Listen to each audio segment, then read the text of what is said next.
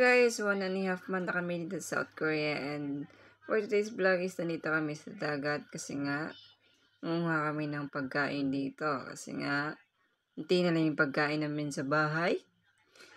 And kung mapapansin niyo guys is maliwanag pa, is alam mo yung oras dyan is 5 pa lang ng hapon yan, pero maliwanag pa talaga, may araw pa dito sa South Korea. And kung mapapansin niyo sa lugar namin guys, is dyan is may mga tubo or mga PVC na malaki. Dyan kasi kumukuha ng source ng tubig yung lugar namin dito guys. At yung mga tubig na yan is sumusipsip ng tubig alat. Tapos dun sa lugar na yon is pinaprocess nila ang lahat ng nakuha nilang tubig dagat. Tapos dinidistribute nila sa mga kabahayan dito sa isla namin. So, yan. Ang napansin namin dito guys is kami lang yung mga Pilipino na nandito. Ang iba is ibang lahi. May Japanese, may Taiwanese, Vietnamese, Turkish, ganun. Tapos ito yung nakita namin guys, isa siyang Vietnamese. So, ayan, nangunguha siya ng abalon. So, sa Bisaya, Kapinan, di ko alam sa Tagalog. Yan, marami siyang nakuha kasi nga mas nauna siya sa amin dito sa lugar na to. And first time lang din namin dito, kaya hindi namin alam kung paano ba maghanap ng mga sisal. So, nakigaya lang kami kung ano ba yung ginagawa niya. At nakakuha naman kami sa ganito yung ginagawa din namin. And siyempre, pahirapan, natakot din kasi nga baka may mga agat sa ilalim. Hindi namin alam kasi yung lugar dito. Kaya baka alimang or, diba? Pag nabigla ka, mahirap na. Ganun kasi minsan dito guys, diba? Pag bago ka pa lang sa ginagawa mo is medyo mahirap talaga. Yeah.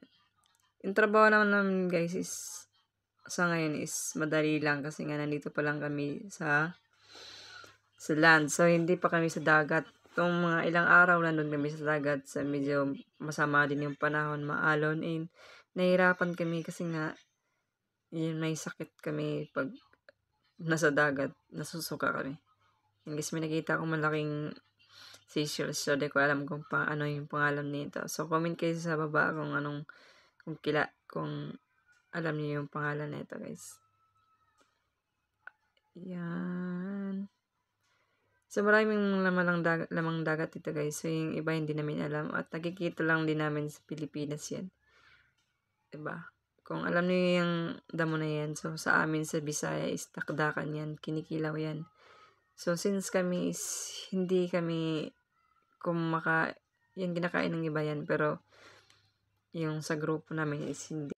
Diyan na guys, sa naging makalipas sa isang buwan is medyo mahirap yung mga naging unang buwan namin kasi nga, siyempre first time din namin makaanap trabaho ng ganito, seasonal. So, medyo mahirap sa una, pero nung tumagal is naging okay naman. Pero magdepende pa rin yan sa magiging bossing namin guys. Kasi nga medyo, alam mo yung bibig nila is parang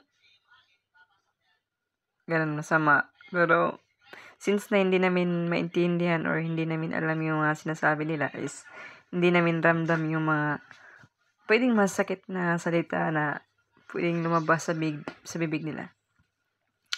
And kasi at itong time naman to guys is paubos na yung stock namin na pagkain, kaya ginawa namin is kumuha na lang ng mga seashells, and yan yung mga nakuha namin guys. So ayan, grabe yung dami to guys pag na-load to, kaya sulit na rin yung pagpunta namin dito sa dagat kasi nga may makakain na kami mamayang gabi or sa kinabukasan pag di naubos. Yun lang guys, salamat.